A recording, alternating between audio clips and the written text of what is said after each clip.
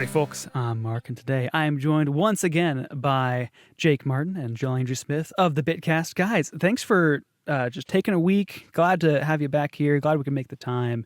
It's amazing with our schedules that we could just, same time, the whole next week. It is November something. Who even knows? Guys, thanks for joining me again. Yeah, glad to be back, man. I don't even what did we talk about last week? What a week, man. Crazy stuff happened. Still having diarrhea. Still having the stomach bug. It's a time warp. I'm just kidding. Seriously, though, I'm so sleep deprived lately that my short-term memory is just shot. It's like what we did talk about, man, who knows? Last week. I can't remember. I can't either. Yeah. So. Wow. Well, what a time. Refresh us, Mark. Well, yeah, absolutely. But first, I gotta say, you thanks for joining me for the short talk about video games, and you were listening to Quick Play, so let's get right into it. Can't skip ahead of that. So if you were here with us last week, we talked about the current state of video games, how things just aren't new anymore. They just keep releasing the same games over and over, just repackage them, recobble them together. Right. And that's what's safe. It's like, it makes money. It's not good, but it's what the investors want. So the question is, like, where do we go from here? Like, what's going to push video games forward? Who's going to take these reins and just put us back on track? Landry, how about you start us out here? What do you think? Where do we go from here? Well, I have no idea. Excellent. Great. Thank you for listening to Quick Play. We'll join us. Someone else, listen. lobby that one back. I got something to say about this as well. Okay. First of all, I think to your first question about like what needs to happen, I think we're already in this place where we're about to see a shift. People are starting to be less and less satisfied with product that's being put out, and developers are starting to eat their costs, their games they're making. They aren't making the money back they need to, and so I think it's going to be a tension point pretty soon where developers are like, okay, something's got to change. We got to try something different. And so you alluded to this a little bit.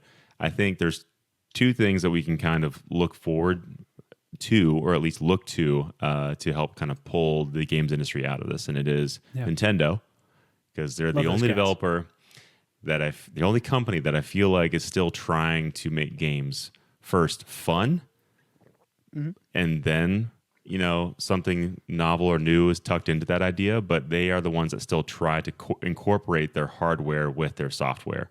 They're giving you a full package experience that when you pick up the controller, it's like, this is a new and fun way to interact with games. Even if the Switch is still, I would say, relatively safe, it is the first time I can recall, I'm sure there's somebody out there that's played a device that's very similar, the Game Gear does not count, where like we had true console quality games on the go that you could then also port to your TV, that you could then slide the controllers off of and play two-player with your friends sitting anywhere. Like, that whole concept really did work. It really does work.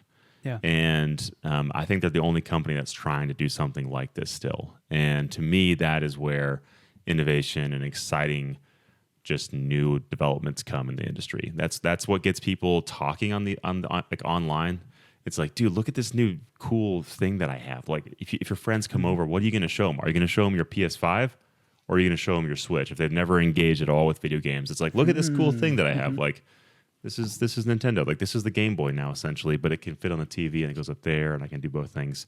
Like, that's where we need to head still. Interesting. Yeah. And then indies. I think indies are where like the software development and like new ideas in the actual software are going to be seen. And I still think that's where Nintendo's getting some of their ideas from. They're seeing some of the stuff happening in the indie space, and they're like, okay, now let's bring that into Mario, and we're going to make billions. Right. But even that feels like the innovation starts in small ways that like people, like the first time anyone does something, it's not always a thing that actually gets famous. Like Fortnite is a great example where Fortnite did not invent the Battle Royale. They just invented the Battle Royale sandwich. Or at least just made it popular. I'm kind of thinking to what you just said, Mark, and what we talked about last week as well. The just going back with movies, like around that time, 1927 to like 1940, you're transitioning from silent films that just had so little technology at their disposal to color films, and you had these like magnificent moments in film that are still a part of our pop culture today, like Gone with the Wind, The Wizard of Oz, Mm-hmm. and these other ones that are still around in like snobbish film circles like Citizen Kane and all of this stuff that where there were so many film techniques being developed around then, that made that time in movies special. And we're probably not going to have another revelation in video games like we had at the dawn of 3D or, really it. And, as we get older and we look back on this space and time between like 1985 and 2000, the year 2000, say like that 15-year period, so many things changed in the video game landscape. And because of that, developers had to innovate and they had to create with new tools entirely. Mm-hmm. And like you said, yes, like Unreal Engine 7 will be down the road and things will improve, but they're going to be small, iterative innovations more than likely. But that's not to say that someone like a developer like Nintendo can't reinvent the way games are designed in little ways. And I think they do it different than other companies anyway. I don't hear about other video game companies being inspired to make like the next Assassin's Creed while they were like gardening out in their backyard or while they were exploring caves as a child, like Miyamoto's game development idea, just like, taking what's fun in the real world and then like using that as a concept to bridge the gap to like a game is different. And really that's what I think is going to be innovative in the space is like, who can create the next gameplay mechanic that's going to be something that becomes popular and universal in video games. And producing that takes real innovation, and it probably will be something from like a real world element. And let me ask a question really quick. Who here thinks that like Fortnite, this is not like a hypothetical or like, one answer. Who thinks that Fortnite was a good, I guess a good thing for the games industry? Like, between us or you guys? Yeah. Like, did Fortnite do something for the games industry that was good or bad? I think it did something for the games industry that was bad. However, I think it was a good game. Fair. I think the way that the audience response to it, which is like, how dare the audience like flock to something that's popular? But I think there is kind of just it's been so successful that I think it's ultimately had a negative impact on our expectations, investors' expectations, and whatnot. I think investors' expectations is literally like the only thing I'm thinking about right now. Sure. Fortnite single-handedly, in my mind, is one of the leading causes of the downfall of the industry as well, because developers and investors saw, holy smokes, Fortnite is making ungodly amounts of money right now. Like, this is gross. Off of just a simple concept. Like, how do we get a piece of that too? The battle royale genre already existed. They just innovated slightly. Yeah. They took a dead game and said, let's try to make a battle royale to salvage this. I don't know. And we'll put this like weird battle pass like thing in here to like try and incentivize people to like spend money with us. And then here we are. I don't even know how many years later now that Fortnite's been going, and it's still raking in millions and billions of dollars. But I mean, long term, I wonder if things like Minecraft, maybe Minecraft and Fortnite are like the two games I'm thinking of. I wonder if those won't be good for the industry long term, because they are like the Pokemon of the generation behind us. Like they're the games that every kid played. So I don't know. I mean, it got kids' foot in the door to an industry. But what I've noticed with kids is a lot of them only play free-to-play games now. So that's not really going to do anything for guys like us who want to play the next like critically acclaimed single player campaign, you know, Mm-hmm. because that's just not at all what that generation's interested in. And that's a huge, huge pool of money, even though they don't have their own disposable income. Yeah, Huge I pool mean, of parents' money. Yeah. Exactly. the reality is we are also falling out, I think, of the demographic. We are still in that demographic, Landry, as you mentioned, like 25 to 35, maybe. But really, where they're going to start trying to point their attention to is the younger generations that are still playing these games a ton, have a lot more free time to play these things. And how can we get them to sit in front of the screen or on their console of choice, whatever they're looking at now, and get them to stay there the longest? How can we capture their attention? And this goes to sort of like my comparison to like the Netflix sort of streaming situation again. It's like we went from a medium of design that was around the interaction of like the game. You're interacting with this game, and now it moved from like how are you interacting with this game to have fun with this to how long can we grab your attention? Yeah. We need to have your attention for as long as we possibly can because money. And I think that's where we're kind of in a tough spot, and that's like the free to play side. That is the social side. That is like all the stuff that we're seeing younger generations playing. And yeah, the big AAA blockbuster cinematic masterpieces or single player experiences are not going to bring in the money, and they're not social. They're not really as social as they once were. We're not sitting in the same rooms with somebody else playing a video game together. We're all playing online together if you're younger, or you're just playing by yourself and having that experience and maybe talking with some friends afterwards. It's totally different. Yeah.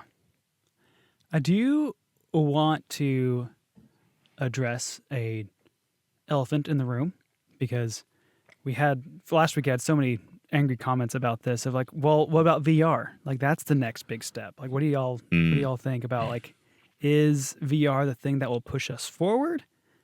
Has it pushed us forward? What do you think? I personally don't think so. But I could be wrong. I'm not like anti VR at all. I just don't see it ever coming to a place that's convenient for I don't know, like the mainstream. As long as you have to have like I know that eventually there's not going to be a corded apparatus you have to like sit on top of your head. Like they could probably make eventually like a sleeker version of that, and I guess that's what it will have to take.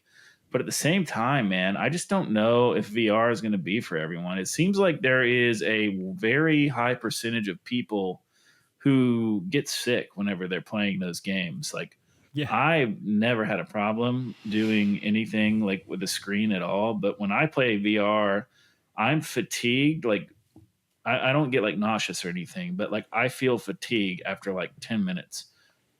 And that's not what any of these companies want. You know, like they want people to be playing these games for extended periods of time, especially in like an era where they're tracking all of your data constantly.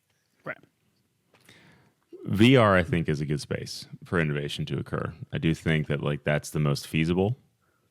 But when I think about VR, it makes me laugh and it makes me sad because, again, we took a medium that was the television, far away from you. You had to sit on the floor. You had wires, and it caused you to kind of sit close. Then we had wireless controllers that let us kind of sit further away.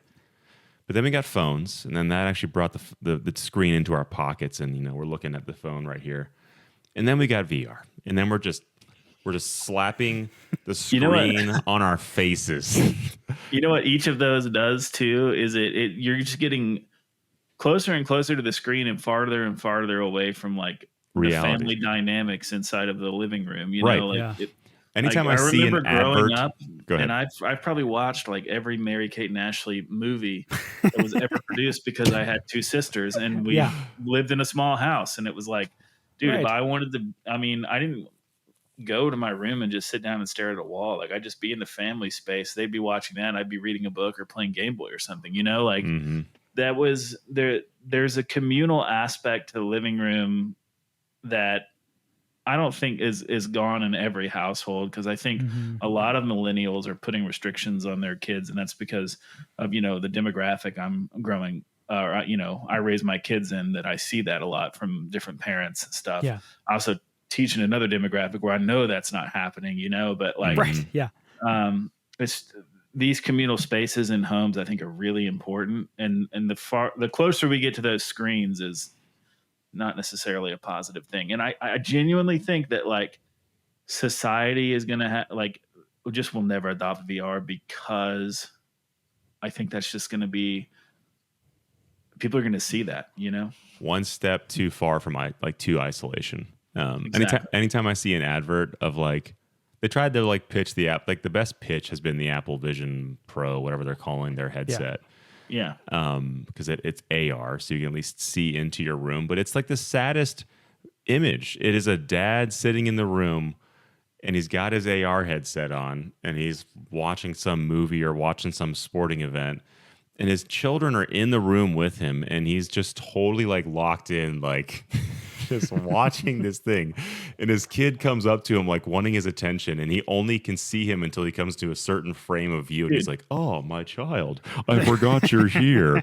And I'm like, this is not like, this is a hard thing to sell, and it's something that like even I'm uncomfortable with, liking video games, where I'm just like, I like video games, but the idea of being so like shut off from the world already is bad. Like, we're already are more shut off than we've ever been, and like this just does not seem the way we should go.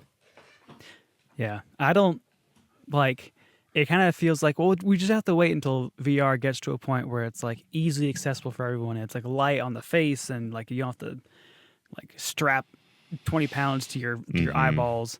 But like, I don't know if I just don't think I think we're past saturation point for VR, and I don't think that's ever going to be a totally viable path for games. I think it will survive for a long time as a what's high-end consumer thing. Like, Yeah, and dude. I'm not like opposed to it. Like, I think it'd be rad to have a VR headset, Sporting that events, I knock out every once in a while, live or concerts, like that's kind of a cool experience. Dude, I'd love to sit like courtside for an NBA Yeah, game, and that'd be so VR sick. might be my only chance to do that, because Sure. tickets are absurd. So. Exactly. And I have a curse that I only like popular teams, apparently. So I only choose winners all the time. So Oh yeah, right. Dallas is the only winners. Dallas, yeah, no, we're just like the most popular losers of all time. It's really a tragedy. well, our time is short, but I have one final question that I will answer myself first, and then leave it to y'all, because I think we differ a little bit on this. But my big question is, can there ever really be anything truly, well, can there ever be like truly new games again? And so my take is, I don't think so. I think that we have reached saturation point. I'd be happy to be surprised by something, but I think there will be new combinations of elements of games, or a game where it's like there's 10% of the game's a new thing, but the 90% is something that's been around for a bit. Like Shadow of Mordor introduced the Nemesis system, and like the rest of the game is just like Arkham Asylum or Assassin's Creed. Yeah. And also like some of my favorite games. So my concession is like, I don't think that's all that bad. I think we're getting pretty good, even great games, despite there not really being anything maybe new ever again. Like some of my favorite games from the last few years being like Tunic, Hi-Fi Rush, Stardew Valley. These are all just like combinations of what's come before. Some of them are like Stardew Valley, pretty blatant ripoff of Harvest Moon. But it's like, it's still great. I still champion this game, but they aren't really shoving the medium forward anyway. Clearly surpassed its, source of inspiration. I Yes. think most people who've played both those games would say Stardew Valley is the better game. Right. Oh yeah. Fair, 100%. but it's also like they just did the same thing but better. Like and so I don't think that like video games will ever be truly innovative again, partly because I don't think they really actually can be. But also that might be kind of a defeatist mentality. What do y'all think? I feel like you may have more hope than I do. Did you was your language you just used that they'll be better, or is that what you said? The last part? I don't think that they can ever be innovative again, partly because I don't think they can be. Okay. Cool. Yeah, I mean, I think they can be innovative for sure, but it just depends on like what kind of innovation we're talking about. I think that what you were talking about earlier, like, yes, everything is a remix or, everything is inspired by something that has come before it. There's no question about that.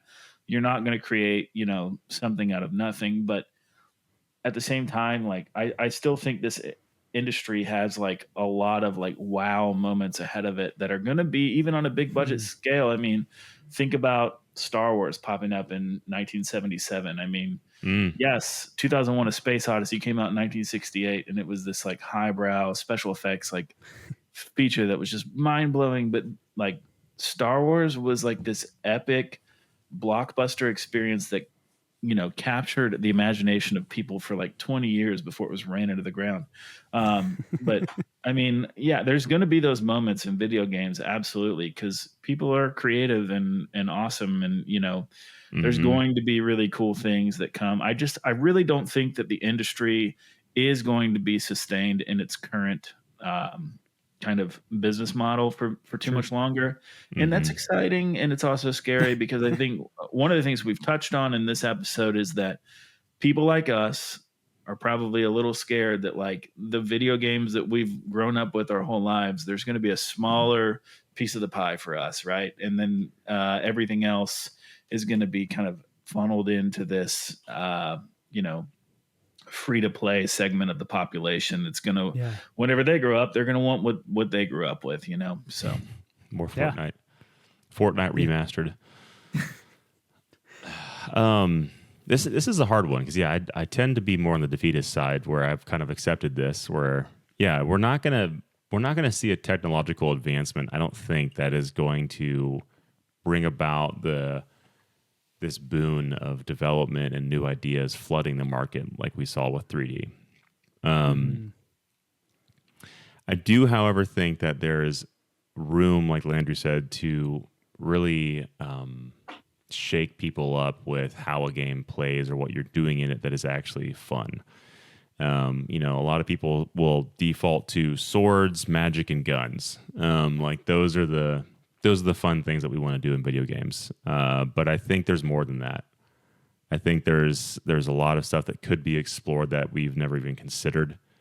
And I think it's just a matter of people taking risks on stuff that may seem weird at first because it's like, I've never done that in a video game before. But if it ends up being fun and something that makes sense, then I think like that's where we're going to see hopefully some new ideas. And again, I think Nintendo is the company that has the best chance of doing that these days, just because they are. Absolutely. That's their whole thing. So I don't know. I think maybe one place that games could innovate is like Annapurna kind of does this sometimes, but like there's a game called Gone Home where you're literally like you play like a college girl from the first person perspective, and you come in from out of the country to your family home and no one's home. And you just are walking around your house, picking up notes and looking at their belongings and trying to piece together the puzzle of where they're at and why they're not at home. And that to me was like a 2-hour game and I've only played it once. I probably played it 6 or 7 years ago, and it's still with me. Like I still think about that game frequently.